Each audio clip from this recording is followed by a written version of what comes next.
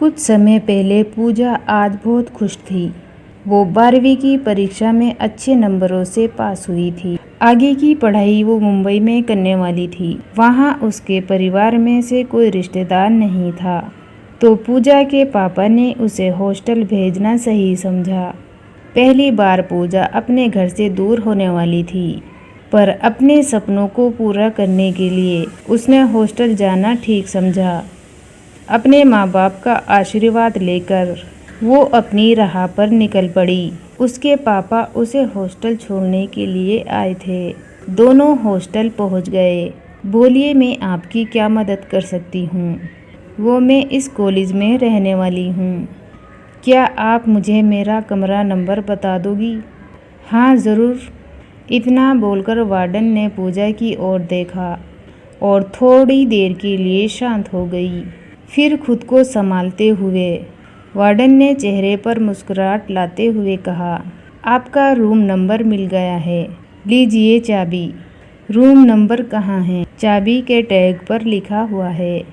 हाँ, room number 501। शुक्रिया, कोई बात नहीं। कुछ भी समस्या आए तो मुझे बुला लेना। जी बिल्कुल। पूजा अपने पापा को अलविदा कहकर अपने रूम की तरफ चलने लगी। हॉस्टल बिल्कुल वीराना और सुनसान था। ये बात पूजा को बहुत अजीब लग रही थी। तभी उसे ऐसा लगा कि किसी ने उसे पीछे से धक्का दिया हो। पूजा ने देखा तो वहाँ कोई नहीं था। वो थोड़ी घबरा गई और फिर नज़रअंदाज करके आगे चलने लगी। तभी अचानक उसे महसूस हुआ जैसे उसके साथ साथ पीछे और कोई भी चल रहा हो। सामने लगे शीशे पर पूजा की नज़र पड़ी तो वो चौंक गई। उसने देखा उसके पीछे एक लड़की खड़ी थी। पूजा ने कहा कि कौन हो तुम? मैं प्रिया हूँ। तुम 501 में रहने वाली हो ना? हाँ, पर तुम्हें क्या? वहाँ पर मत रहना, नहीं तो तुम मारी जाओगी। कुछ भी, वैसे तुम कौन हो और यहाँ पर कहाँ रहती हो? तुमसे मतलब। ठीक है, तुम्हारी मर्जी। इतना बोलकर पूजा बस 2 कदम ही आगे चली और पीछे मुड़कर देखा तो वहाँ पर प्रिया नहीं थी। ये देखकर वो थोड़ी परेशान हो गई, मगर कुछ सोचकर वो अपने रूम की तरफ चली गई। पूजा का रूम बड़ा ही अच्छा और साफ सुथरा था। खाना खाने के बाद जब पूजा रूम में आई तो उसने सोचा कि ठंडी हवा में बालकनी में किताब पढ़ी जाए। उसकी बालकनी से बाहर का कुआं साफ दिखाई दे रहा था, जो कि रात के अंधेरे में काफी डरावना लग रहा था। वो किताब पढ़ने लगी। तभी उसे कुएं के पास किसी की परछाई दिखाई दी, मगर अगले ही पल वो गायब हो गई। पूजा को अब नींद आने लगी। वो सोने जाने के लिए जैसे ही पीछे मुड़ी तो पीछे प्रिया खड़ी थी, जो पूजा को बगैर पलक झपकाए घूरे जा रही थी। उसे देखकर पता नहीं पूजा को डर सा लगने लगा। उसके रोंगटे खड़े होने लगे। उसने डरते हुए हकलाते हुए कहा, कौन हो तुम? तभी अचानक टेबल हवा में उड़ने लगा। टेबल पर रखा लैंप जमीन पर गिर गया। पूजा तुरंत टेबल की ओर देखने लगी। उसने टेबल लैंप रखकर जैसे ही वापस मुड़कर देखा तो अब वो वहाँ नहीं थी। पूजा को अब अपना सर घूमता हुआ महसूस हुआ। वो बड़बड़ाने लगी, ये मेरे साथ क्या हो रहा है? इतना बोलते हुए पूजा अपना सर दोनों हाथों से पकड़कर बेड पर गिर गई। तभी उसे अपने हाथ पर पानी की बूंदें टपकने का महसूस हुआ। पूजा ने तुरंत अपनी नज़र छत की ओर डाली, मगर उसने देखा कि छत पर तो कोई भी लीकेज नहीं था। पूजा अपने हाथों को टॉवल से साफ करने वाली थी कि अचानक उसने देखा उसके हाथ पूरे खून से सने हुए थे। जब उसने गिरती हुई बूंदों को गौर से देखा तो वो पूरी तरह से डर गई, क्योंकि छत से पानी नहीं खून टपक रहा था। पूजा बड़ी हिम्मत करके दोबारा डरते हुए छत की ओर देख रही थी। छत को देखकर उसके होश उड़ गए। उसने देखा कि छत पर एक लड़की छिपकली की तरह चिपकी हुई है और उसे घूर रही है। उसने चेहरे का एक हिस्सा उसके लंबे बालों से ढका हुआ था और दूसरा हिस्सा बहुत ही भयानक दिख रहा था। उसके बाल बहुत लंबे थे। उसकी दोनों आंखें पूरी तरह लाल थी। उसके दोनों हाथों के नाखून से खून की बूंदें टपक रही थी। ये भयानक मंजर देखकर पूजा के गले से दबदबी सी एक आवाज़ तक नहीं निकल पाई, जो उसके गले में ही दबकर रह गई। अचानक वो लड़की बहुत फुर्ती से कूदकर नीचे आ गई और पूजा को घूर के देखने लगी। पूजा वहाँ से भागना चाहती थी, मगर उसे ऐसा महसूस हो रहा था कि जैसे किसी ने उसके पैरों को पूरी तरह से जकड़ लिया हो। उसे अपने हाथ और पैर दोनों बेजान होते हुए महसूस हुए। पूजा कांपते हुए उसकी ओर देख रही थी। बोली, कौन हो तुम और मुझसे क्या चाहती हो? मगर उस लड़की ने पूजा की बात का कोई जवाब नहीं दिया। वो बस पूजा को घूरे जा रही थी। अचानक उस लड़की की जीभ बहुत लंबी हो गई और उसकी जीभ ने पूजा की गर्दन को जकड़ लिया। पूजा को अपना दम घुटता हुआ महसूस हुआ। उसकी जीभ की पकड़ इतनी मजबूत हो रही थी। पूजा को ऐसा महसूस हुआ जैसे कोई उसके शरीर से खून खींच रहा हो। तभी अचानक पूजा के कानों में वार्डन की आवाज़ आई, क्या हुआ तुम्हें? मैं कब से बाहर खड़ी हूँ और बहुत देर से मैं तुम्हें आवाज़ लगा रही हूँ, लेकिन तुम्हें आवाज़ ही नहीं आ रही थी, बस बुद्ध बनी खड़ी हो। अचानक वो भयानक चेहरे वाली लड़की वहाँ से गायब हो गई और पूजा ने खुद को अकेला खड़ा पाया। उसे अपने शरीर में जान आती हुई महसूस हुई। अब वो अपने पैरों को भी हिला पा रही थी। उसने बड़ी फुर्ती से पलटकर वार्डन की ओर देखा। पूजा का पूरा शरीर पसीने से भीग रहा था। उसके चेहरे से पसीने की बूंदें टपक रही थी। पूजा की ये हालत देखकर वार्डन पूरी तरह से घबरा गई। वो तुरंत पूजा के पास आकर बोली, क्या हुआ, तुम ठीक तो हो? नहीं, प्लीज़ मुझे पानी का एक गिलास दे दीजिए। वार्डन ने तुरंत पानी की बोतल निकाल कर पूजा की ओर बढ़ा दी। पूजा एक ही सांस में सारा पानी पी गई और हैरान नज़रों से वार्डन की ओर देखकर बोली। वार्डन पूजा की ओर देखकर बोली, क्या हुआ, तुम्हारे चेहरे पर इतना पसीना कैसे? पूजा ने एक ही सांस में वार्डन को सारी घटना बता दी। पूजा ने देखा कि वार्डन का चेहरा उतर गया। उसके चेहरे पर खौफ की परछाई लहरें ले रही थी। मगर पूजा ने देखा, वार्डन ने अचानक अपना आप को संभाल लिया। उसने गमगीन लहजे में पूजा की ओर देखकर कहा, कभी कभी हम जो देखते हैं वो सच नहीं होता। पूजा, हमारी आंखों का वहम होता है। याद रखना, अगर तुम इसे सच मानोगी तो वो सच होगा, अगर भ्रम समझोगी तो सिवाय भ्रम के अलावा कुछ नहीं होगा।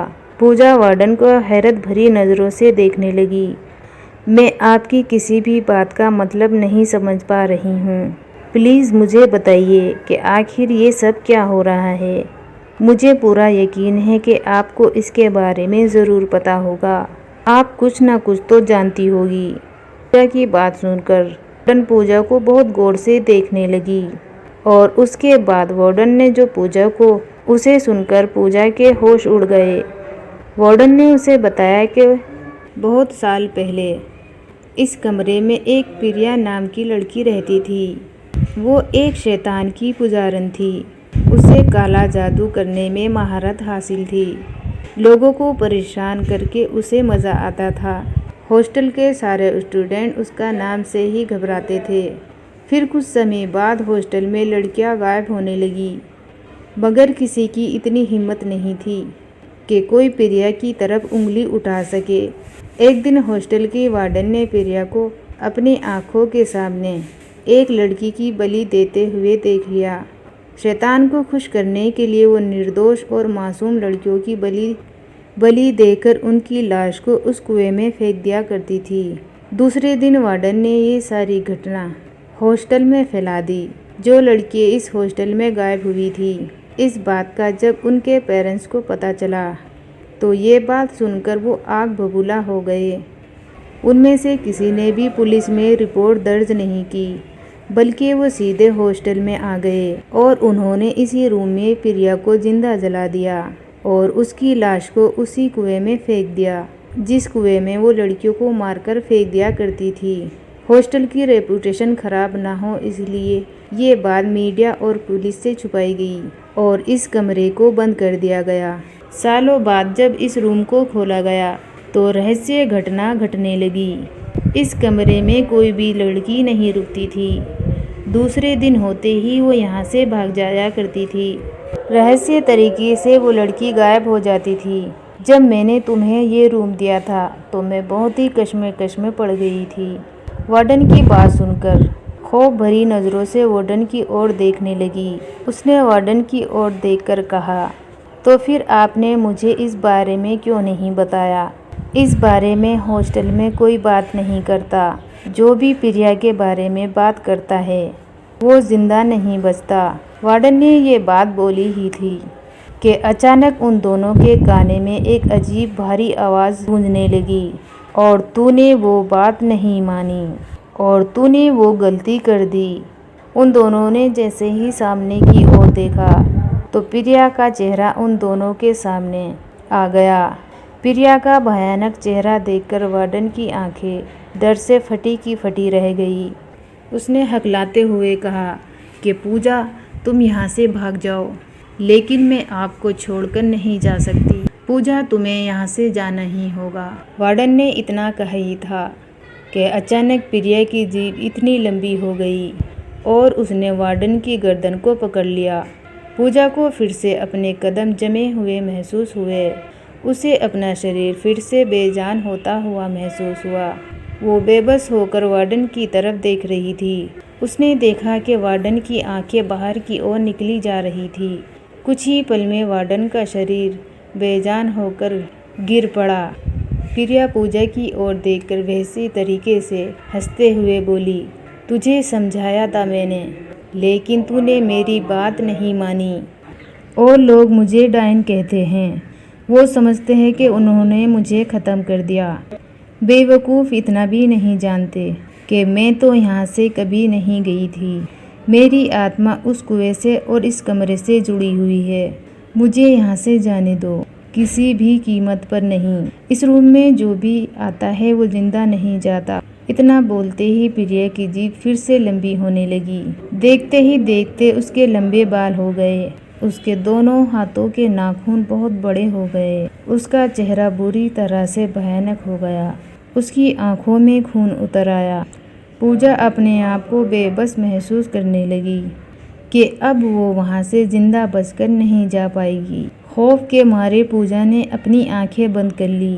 तभी उसके कानों में वार्डन की बताई हुई बात गूंज गई। वार्डन ने कुछ देर पहले उससे कहा था कि अगर उसे सच मानोगी तो वो सच होगा और अगर उसे भ्रम मानोगी तो वो भ्रम होगा। और अब पूजा के दिमाग में प्रिया की ये बात दौड़ने लगी।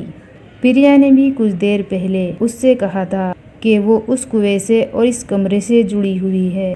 पूजा के दिमाग में ख्याल आ गया, अगर वो इस कमरे से बाहर निकलने में कामयाब हो जाती है तो शायद उसकी जान बच सकती है। पूजा ने मन ही मन अपना इरादा पक्का मजबूत कर लिया और बेखौफ होकर अपनी आंखें खोल दी और अपनी आवाज़ को तेज़ करते हुए प्रिया की ओर देखकर कहा, तू सिर्फ एक भ्रम है और कुछ नहीं। तू तो पहले ही मर चुकी है। तू मेरा क्या बिगाड़ पाएगी? पूजा की बात सुनते ही प्रिया की लंबी होती जीभ वहीं रुक गई। अचानक पूजा को अपने अंदर जान आती हुई महसूस हुई और वो बगैर देरी किए बहुत फुर्ती से कमरे की ओर भागी। प्रिया चाहकर भी उसका पीछा नहीं कर पाई। पूजा दौड़कर हॉस्टल से बाहर निकल गई। अपना सामान वहीं छोड़कर पहली बस से अपने शहर वापस आ गई। उसने सारी घटना अपने पेरेंट्स को बताई। अगले दिन हॉस्टल के वार्डन की लाश प्रिया के कमरे में मिली। सब जानते हैं कि वार्डन की हत्या किसने की, पर किसी ने भी डर और खौफ की वजह से कोई सवाल नहीं उठाया। मगर पूजा जानती थी, क्योंकि उसकी आंखों के सामने उस डायन ने वार्डन को मार डाला था और उसके बाद हमेशा के लिए प्रिया के कमरे में ताला लगाया गया और उस कुएं को भी बंद कर दिया गया। पूजा आज भी जब उस हॉन्टेड हॉस्टल को याद करती है तो उसके डर से रोंगटे खड़े हो जाते हैं और वो रात को आज भी चैन से नहीं सो पाती और डर कर उठ जाती है। दोस्तों, मुझे पूरी उम्मीद है कि आपको मेरी ये स्टोरी पसंद आई होगी। अगर आपको ये स्टोरी पसंद आई है तो मेरे चैनल सब्सक्राइब और लाइक और कमेंट करके ज़रूर बताएं।